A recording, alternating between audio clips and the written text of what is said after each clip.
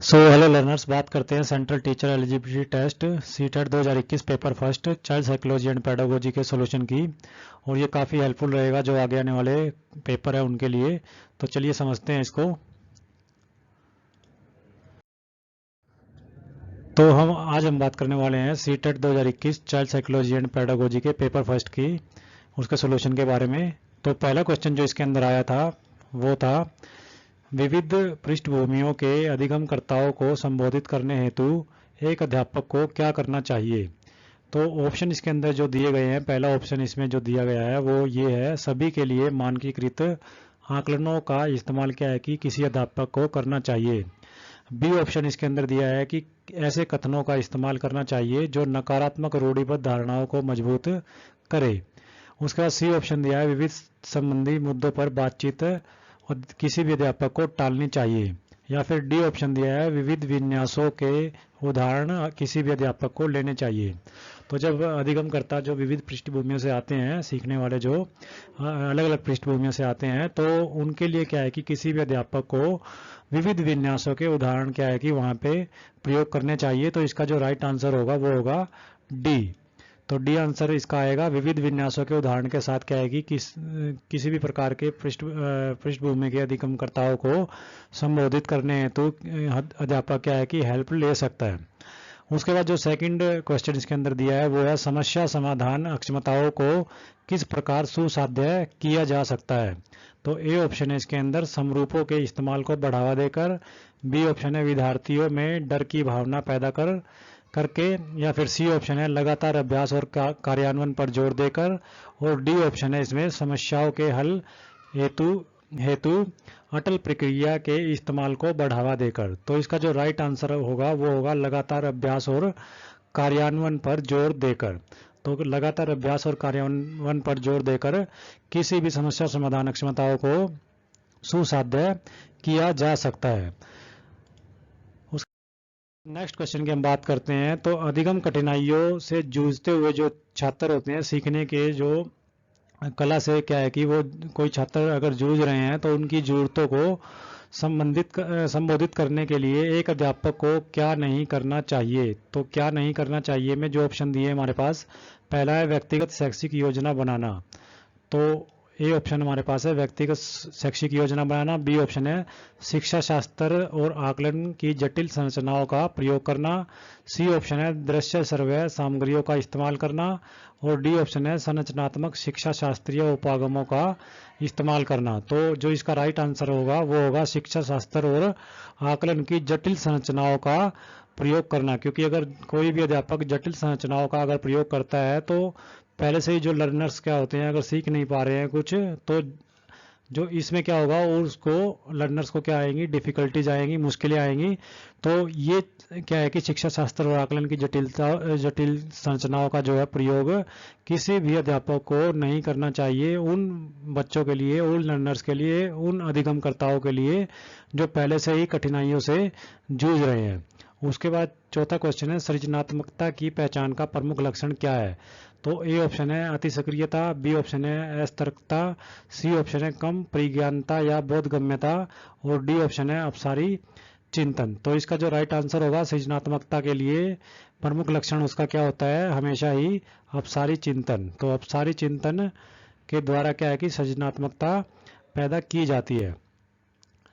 उसके बाद क्या है कि नेक्स्ट जो हमारा क्वेश्चन है, निम्न में से अध्यापन अधिगम का सबसे प्रभावशाली माध्यम कौन सा है। तो ए ऑप्शन है, बिना विश्लेषण के अवलोकन करना। बी ऑप्शन है, अनुकरण या नकल को दोहराना। सी ऑप्शन है, विषय वस्तु को यंत्रवत याद करना। डी ऑप्शन है, संकल्पनाओं के बीच संबंध को खोजना। तो इसका जो राइट आंसर आएगा वो आएगा डी ऑप्शन, संकल्पनाओं के बीच संबंध को खोजना। तो इसमें क्या है कि अध्यापन अधिगम का सबसे प्रभावशाली माध्यम कौन सा हो सकता है, संकल्पनाओं के बीच संबंधों को खोज लेना। उसके बाद नेक्स्ट जो क्वेश्चन है कि कोई भी अध्यापिका को दिए गए किसी कार्यकलाप में छात्रों की विभिन्न त्रुटियों का विश्लेषण करना चाहिए, क्योंकि ए ऑप्शन है इसमें, इसके आधार पर वह ज़्यादा त्रुटियां करने वाले छात्रों को दूसरे छात्रों से अलग कर सकती है। बी ऑप्शन है, अधिगम केवल त्रुटियों के शोधन पर निर्भर रहता है। सी ऑप्शन है, इसके आधार पर वह दंड की मात्रा निर्धारित कर सकती है।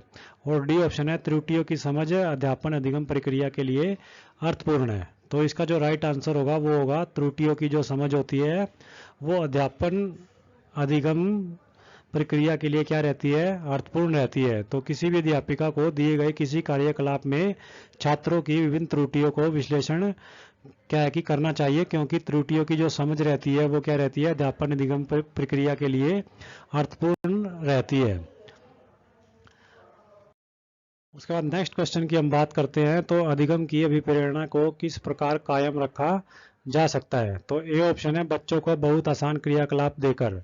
बी ऑप्शन है, यंत्रवत याद करने पर जोर देकर। सी ऑप्शन है, बच्चे को दंड देकर। और डी ऑप्शन है, प्रवीणता अभिमुखी लक्ष्यों पर जोर देकर। तो इसमें जो राइट आंसर आएगा वो आएगा प्रवीणता अभिमुखी लक्ष्यों पर जोर देकर क्या है कि अधिगम की अभिप्रेरणा को क्या है कायम रखा जा सकता है। उसके बाद जो नेक्स्ट क्वेश्चन है वो है शर्मिंदगी जो होता है तो वो किस तरीके से कार्य करती है। तो ए ऑप्शन है, इसमें बच्चों को अधिगम हेतु अभिप्रेरित करने के लिए बहुत प्रभावशाली है।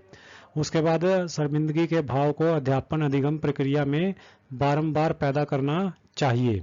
उसके बाद शर्मिंदगी का संज्ञान से कोई संबंध नहीं होता है। उसके बाद शर्मिंदगी का संज्ञान पर नकारात्मक प्रभाव पढ़ सकता है। तो इसका बिल्कुल ही सिंपल आंसर है, इजी आंसर है। वो इजी क्या है हमारा कि शर्मिंदगी का संज्ञान जो सीखने की कला है तो उसके ऊपर क्या है कि नकारात्मक प्रभाव पड़ सकता है। तो इसका जो राइट आंसर होगा वो होगा डी। उसके बाद नेक्स्ट क्वेश्चन की बात करते हैं हम। तो नेक्स्ट क्वेश्चन में है अधिगम का संरचनात्मक विचार यह सुझाव देता है कि ज्ञान की संरचना में ए ऑप्शन है, बच्चे सक्रिय भूमिका निभाते हैं। बी ऑप्शन है, बच्चे पूर्ण रूप से पाठ्य पुस्तकों पर निर्भर रहते हैं। सी ऑप्शन है, बच्चों की कोई भूमिका नहीं होती है। और डी ऑप्शन है, बच्चे पूर्ण रूप से वयस्कों पर निर्भर रहते हैं।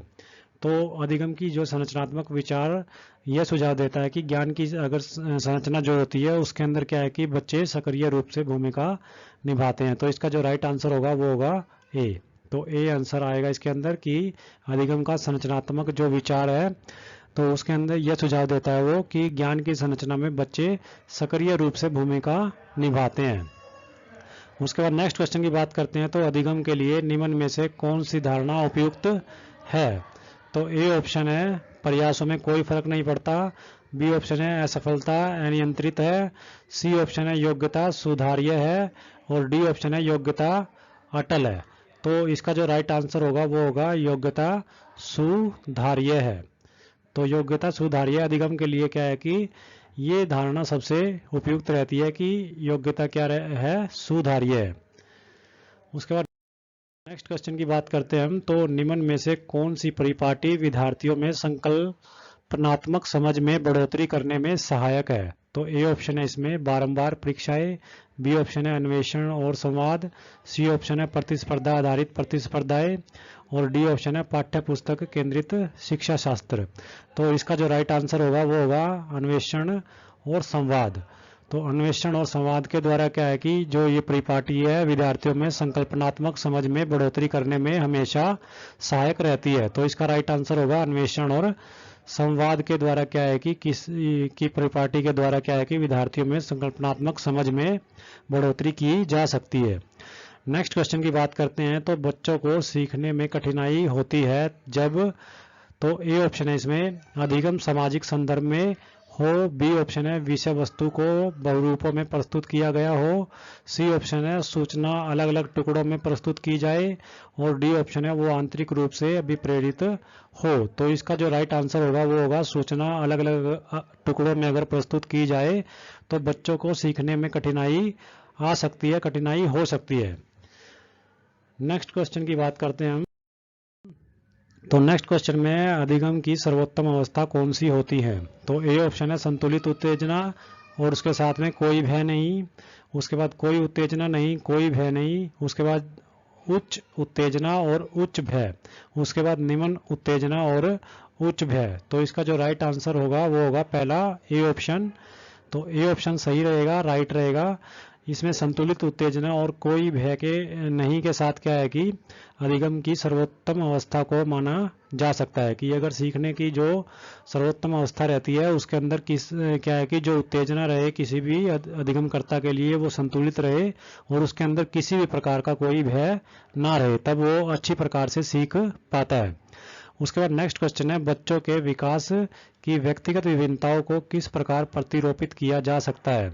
तो ए ऑप्शन है ना आनुवंशिकता पर ना पर्यावरण पर। उसके बाद है आनुवंशिकता एवं पर्यावरण की पारस्परिकता पर, और सी ऑप्शन है केवल आनुवंशिकता पर, और डी ऑप्शन है केवल पर्यावरण पर। तो इसका जो राइट आंसर होगा वो आनुवंशिकता और पर्यावरण की पारस्परिकता पर। तो इसका जो राइट आंसर होगा दोनों को मिला के, आनुवंशिकता और जो पर्यावरण होता है उसको मिला के, उससे क्या है कि बच्चे की व्यक्तिगत विभिन्नताओं को प्रतिरूपित किया जा सकता है। नेक्स्ट क्वेश्चन की बात करते हैं। तो एक कार्य के दौरान साइना स्वयं से बात कर रही है और वह कार्य पर किस प्रकार प्रगति कर सकती है।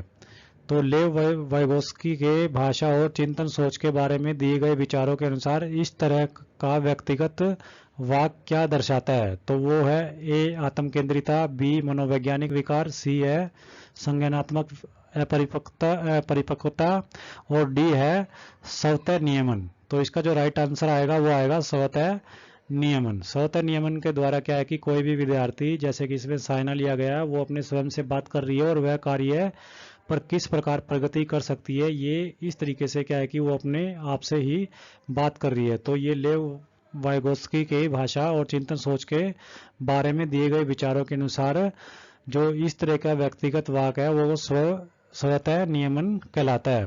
उसके बाद नेक्स्ट क्वेश्चन है, मूल्यांकन पद्धतियों का लक्ष्य क्या होना चाहिए। तो ए ऑप्शन है विद्यार्थियों को की जरूरतों और आवश्यकताओं की पहचान करना, बी ऑप्शन है पुरस्कार वितरण हेतु उच्च अंक प्राप्त करने वाले विद्यार्थियों की पहचान करना, सी ऑप्शन है विद्यार्थियों को नामांकित करना, और डी ऑप्शन है योग्यता आधारित समूहों में विद्यार्थियों को विभाजित करना। तो इसका जो राइट आंसर आएगा वो आएगा विद्यार्थियों की जरूरतों एवं आवश्यकताओं की पहचान करना। तो उसके अंदर क्या होगा, विद्यार्थियों की जो जरूरतें है या आवश्यकता है, जब कोई अधिगम करता इस तरीके की क्या करता है अपनी पहचान देता है, तो उसके क्या है कि मूल्यांकन पद्धतियों का ये हमारा लक्ष्य होना चाहिए। उसके बाद नेक्स्ट क्वेश्चन है कि एक गतिविधि के दौरान छात्रों को संघर्ष करते देख एक अध्यापिका बच्चों को संकेत और इशारे जैसे क्या, क्यों, कैसे प्रदान करने का फैसला लेती है। तो लेव वाइगोत्स्की के सिद्धांत के अनुसार अध्यापिका की यह योजना क्या दर्शाती है। तो ए है छात्रों में प्रत्याहार निकास प्रवृत्तियां पैदा करेगी। उसके बाद अधिगम की प्रक्रिया में अर्थहीन होगी, बी ऑप्शन है। सी ऑप्शन है इसमें बच्चों को अधिगम के लिए अनुप्रेरित या फिर निष्प्रेरित करेगी। उसके बाद डी ऑप्शन है अधिगम के लिए पाठ आधारभूत संरचना का काम करेगी। तो इसके अंदर जो डी ऑप्शन है वो राइट आंसर होगा। तो किसी भी छात्रों को संघर्ष करते देख के कोई भी अध्यापिका क्या है कि बच्चों को संकेत और इशारे जैसे क्या, क्यों और कैसे प्रदान करने का फैसला लेती है। तो इसके अकॉर्डिंग क्या है कि लेव वाइगोस्की के सिद्धांत के अनुसार अध्यापिका की यह योजना अधिगम के लिए, इसका डी ऑप्शन क्या है कि राइट रहेगा, अधिगम के लिए पाठ आधारभूत संरचना का काम करेगी। उसके बाद नेक्स्ट जो क्वेश्चन है वो है कि एक जो खेल प्रक्रिया है उसके दौरान अगर चोट लगने पर रोहन क्या है कि रोने लगता है, तो यह देखकर उसके पिता ने कहा कि लड़कियों की तरह व्यवहार ना करो, लड़के रोते नहीं है। पिता का यह कथन क्या दर्शाता है। तो ए ऑप्शन है लैंगिक भेदभाव को कम करता है, बी ऑप्शन है लैंगिक समानता को बढ़ावा देता है, सी ऑप्शन है लैंगिक रूढ़िवादिताओं को दर्शाता है, और डी ऑप्शन है लैंगिक रूढ़िवादिताओं को चुनौती देता है। तो ये क्वेश्चन क्या है कि हर बार रिपीट होता है सीटेट एग्जाम के अंदर, तो इसको आप अच्छे तरीके से याद करें। तो लैंगिक रूढ़िवादिताओं को ये क्या है दर्शाता है। तो उनके पिता के अनुसार, रोहन के पिता के अनुसार, ये लैंगिक रूढ़िवादिताओं को क्या करता है, जो उनकी बात है लड़कियां की तरह व्यवहार ना करो, लड़के रोते नहीं है, तो उनके पिता की जो ये बात है वो लैंगिक रूढ़िवादिताओं को दर्शाती है। उसके बाद नेक्स्ट क्वेश्चन की बात करते हैं। तो एक प्रगतिशील कक्षा में ए ऑप्शन है ज्ञान की संरचना के लिए प्रचुर मौके प्रदान करने चाहिए। बी ऑप्शन है विद्यार्थियों को उनके अकादमिक अंकों के आधार पर नामांकित करना चाहिए। सी ऑप्शन है अध्यापक को अटल पाठ्यक्रम का पालन करना चाहिए। और डी ऑप्शन है विद्यार्थियों में प्रतिस्पर्धा पर बल देना चाहिए। तो इसका जो राइट आंसर होगा वो होगा ज्ञान की संरचना के लिए प्रचुर मौके किसी भी अध्यापक को क्या है कि प्रदान करने चाहिए। एक अगर वो कक्षा क्या है, प्रगतिशील कक्षा है, तो प्रगतिशील कक्षा के अंदर जो ज्ञान की संरचना के लिए क्या है कि प्रचुर मौके किसी भी अध्यापक को प्रदान करने चाहिए। तो इसका जो राइट आंसर होगा वो होगा ए ऑप्शन। उसके बाद जो नेक्स्ट क्वेश्चन है हमारा वो है लॉरेंस कोलबर्ग सिद्धांत के अनुसार किसी कार्य को इसलिए करना क्योंकि दूसरे इसे स्वीकृति देते हैं, तो ये नैतिक विकास के कौन से चरण को दर्शाता है। ये ऑप्शन है उत्तर प्रथागत, बी ऑप्शन है अमूर्त संक्रियात्मक, और सी ऑप्शन है प्रथा पूर्व, और डी ऑप्शन है प्रथागत। तो ये भी क्वेश्चन कई बार रिपीट होता है एग्जाम के अंदर, मोस्ट इंपोर्टेंट क्वेश्चन है। तो इसका जो राइट आंसर आएगा वो आएगा प्रथागत। तो प्रथागत जो सिद्धांत है तो इसके चरण है सॉरी, तो ये क्या है कि लॉरेंस कोलबर्ग के सिद्धांत के अनुसार क्या है कि किसी कार्य को इसलिए करना क्योंकि दूसरे इसे स्वीकृति देते हैं, तो नैतिक विकास के प्रथागत चरण को ये क्या है कि दर्शाता है। उसके बाद नेक्स्ट क्वेश्चन की बात करते हैं हम, तो बच्चों के समाजीकरण के संदर्भ में निम्न में से कौन सा कथन सही रहेगा। ए ऑप्शन है समकक्षी समाजीकरण के प्राथमिक कारक है और परिवार समाजीकरण का एक द्वितीय कारक है। उसके बाद बी ऑप्शन है परिवार और जनसंचार दोनों समाजीकरण के द्वितीयक कारक है। उसके बाद सी ऑप्शन है विद्यालय समाजीकरण का एक द्वितीय कारक है और परिवार समाजीकरण का एक प्राथमिक कारक है। उसके बाद डी ऑप्शन है विद्यालय समाजीकरण का एक प्राथमिक कारक है और समकक्षी और समाजीकरण के द्वितीय कारक है। तो इसका जो राइट आंसर रहेगा वो रहेगा विद्यालय समाजीकरण का द्वितीय कारक है और परिवार समाजीकरण का प्राथमिक कारक है। तो इसमें बी आंसर आएगा। बी आंसर के अंदर क्या है कि इसमें विद्यालय समाजीकरण का द्वितीय कारक है, इसमें राइट आंसर आएगा सी। तो सी में क्या है कि हमारा विद्यालय समाजीकरण का एक द्वितीय कारक है और परिवार समाजीकरण का प्राथमिक कारक है। तो राइट आंसर होगा कि बच्चों के समाजीकरण के संदर्भ में जो कथन सही रहेगा वो रहेगा कि विद्यालय को समाजीकरण के लिए द्वितीय कारक माना जाए रहता है, या फिर परिवार जो है वो समाजीकरण का प्रथम कारक प्राथमिक कारक रहता है। उसके बाद बहुबुद्धि सिद्धांत, नेक्स्ट क्वेश्चन की बात करते हैं, तो बहुबुद्धि सिद्धांत जोर देता है, किस बात पर जोर देता है। ए ऑप्शन है बुद्धिमत्ता की विभिन्नता दशाएं हैं। उसके बाद बुद्धिमत्ता में कोई व्यक्तिगत विभिन्नताएं नहीं होती हैं। उसके बाद सी ऑप्शन है बुद्धि लब्धि केवल वस्तुनिष्ठ परीक्षणों द्वारा ही मापी जा सकती है। उसके बाद डी ऑप्शन है एक आयाम में बुद्धिमत्ता अन्य सभी आयामों में बुद्धिमत्ता निर्धारित करती है। तो इसका जो राइट आंसर होगा कि बुद्धिमत्ता की विभिन्न दशाएं है। तो ए इसका क्या होगा राइट आंसर होगा कि बहुबुद्धि का सिद्धांत जो है वो किस पर जोर देता है कि बुद्धिमत्ता की विभिन्न दशाएं होती है। तो इसका राइट आंसर होगा ए। उसके बाद नेक्स्ट क्वेश्चन की बात करते हैं, तो जीन पियाजे का भी संज्ञानात्मक विकास का जो क्वेश्चन है वो भी क्या है कि मोस्ट इंपोर्टेंट रहता है और हर बार क्या है कि क्वेश्चन पेपर में देखने को मिलता है। सीटेट हो या फिर स्टेट के लिए भी क्या है कि कोई एलिजिबिलिटी टेस्ट हो टीचिंग के लिए या फिर केवीएस या एनवीएस, उनके अंदर जीन पियाजे का संज्ञानात्मक विकास के जितनी भी अवस्थाएं हैं तो वो अवस्थाओं से रिलेटेड क्या है कि कोई ना कोई क्वेश्चन पेपर में देखने को मिलता है। तो जीन पियाजे के संज्ञानात्मक विकास के सिद्धांत में पूर्व संक्रियात्मक अवस्था में विकास का मुख्य गुण क्या होता है। तो ए ऑप्शन है परिकल्पित निगमनात्मक सोच, बी ऑप्शन है संरक्षण और पदार्थों को क्रमबद्ध करने की अक्षमता, सी ऑप्शन है एमोरस सोच का विकास, और डी ऑप्शन है विचार सोच में केंद्रीयकरण। तो इसका जो राइट आंसर होगा वो होगा डी ऑप्शन, विचार और सोच में केंद्रीयकरण। तो जीन पियाजे के संज्ञानात्मक विकास के सिद्धांत में पूर्व संक्रियात्मक अवस्था में विकास का जो मुख्य गुण रहता है वो रहता है विचार सोच में केंद्रीयकरण होना। उसके बाद नेक्स्ट क्वेश्चन की बात करते हैं, तो विकास के संदर्भ में निम्न में से कौन सा कथन सही है। तो ए ऑप्शन है विकास केवल बाल्यावस्था के दौरान ही होता है, ये गलत है। उसके बाद विचार सोच में केंद्रीयकरण बी ऑप्शन, सी ऑप्शन विकास की दर और सभी संस्कृतियों में सभी के लिए समान होती है।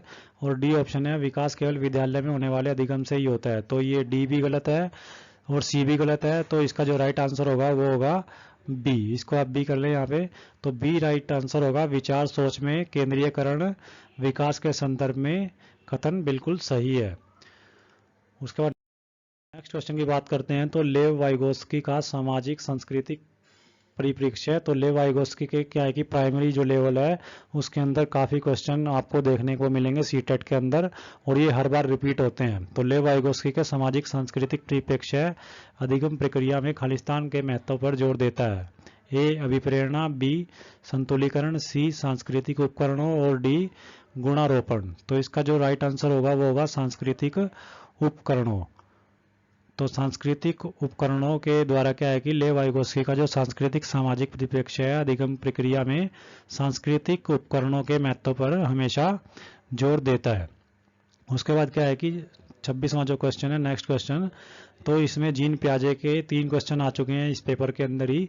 तो जीन पियाजे अपने संज्ञानात्मक विकास के सिद्धांत में संज्ञानात्मक संरचनाओं को खालिस्तान के रूप में वर्णित करते हैं। ए ऑप्शन है विकास का समीपस्थ अक्षेत्र, बी ऑप्शन है स्कीमा या मनोबंध, सी ऑप्शन है मनोवैज्ञानिक उपकरणों और डी ऑप्शन है उद्दीपक अनुक्रिया संबंध। तो जीन पियाजे अपने संज्ञानात्मक विकास के सिद्धांत के अंदर क्या है कि संज्ञानात्मक संरचनाओं को स्कीमा या मनोबंध, तो इसका जो राइट आंसर होगा वो होगा स्कीमा या मनोबंध के रूप में वर्णित करते हैं। उसके बाद नेक्स्ट क्वेश्चन की अगर हम बात करते हैं 27th क्वेश्चन की, तो एक समावेशी कक्षा के अंदर खालिस्तान पर जोर देना चाहिए। तो वो ए ऑप्शन है सामाजिक पहचान के आधार पर छात्रों के अलगाव के ऊपर, बी ऑप्शन है हर बच्चे के सामर्थ्य को अधिकतम करने के लिए अवसर प्रदान करने पर, बी ऑप्शन है प्रदर्शन या अभिमुखी लक्ष्यों पर, और डी ऑप्शन है अविभेदी या समरूपी निर्देशों पर। तो इसका जो राइट आंसर होगा हर बच्चे के सामर्थ्य को अधिकतम करने के लिए अवसर प्रदान करने पर। तो एक समावेशी जो कक्षा होती है उसमें अलग अलग जो अधिगमकर्ता होते हैं, तो वो क्या है कि अलग अलग क्षेत्रों से आए अधिगमकर्ता होते हैं। तो समावेशी कक्षा के अंदर हमेशा क्या है कि हर बच्चे के सामर्थ्य को अधिकतम करने के लिए अवसर प्रदान करने पर हमेशा जोर देना चाहिए। तो इसका जो राइट आंसर होगा वो होगा बी। तो बी के अंदर दिया हुआ कि एक समावेशी कक्षा के अंदर हर बच्चे के सामर्थ्य को अधिकतम करने के लिए अवसर प्रदान करने चाहिए। उसके बाद नेक्स्ट क्वेश्चन की बात करते हैं। तो दिव्यांगजन अधिकार अधिनियम 2016 के अनुसार निम्न में से किस शब्दावली का प्रयोग उपयुक्त है। तो ए ऑप्शन है छात्र जिसे शारीरिक दिव्यांगता है, बी ऑप्शन है छात्र जिसका अशक्त शरीर है, सी ऑप्शन है मंदित छात्र, और डी ऑप्शन है विकलांग छात्र। तो इसका जो राइट आंसर होगा छात्र जिसे शारीरिक दिव्यांगता है। तो दिव्यांगजन अधिकार अधिनियम 2016 के अनुसार छात्र जिसे शारीरिक दिव्यांगता है, ये शब्दावली का प्रयोग क्या रहेगा, बिल्कुल उपयुक्त रहेगा। तो इसका जो राइट आंसर होगा वो होगा ए। उसके बाद नेक्स्ट क्वेश्चन की हम बात करते हैं। तो जन्म से किशोर अवस्था तक बच्चों में विकास किस क्रम में होता है। तो ए ऑप्शन है मूर्त अमूर्त सांवेदिक, बी ऑप्शन है अमूर्त मूर्त सांवेदिक, सी ऑप्शन है सांवेदिक मूर्त अमूर्त, और डी ऑप्शन है अमूर्त सांवेदिक मूर्त। तो इसका जो राइट आंसर होगा वो होगा सांवेदिक मूर्त और अमूर्त। राइट आंसर इसका सी रहेगा, पहले सांवेदिक, उसके बाद मूर्त और उसके बाद अमूर्त। तो जन्म से किशोर अवस्था तक बच्चों के विकास का क्रम सांवेदिक, मूर्त और अमूर्त अवस्था के क्रम में चलता है। तो राइट आंसर होगा सी।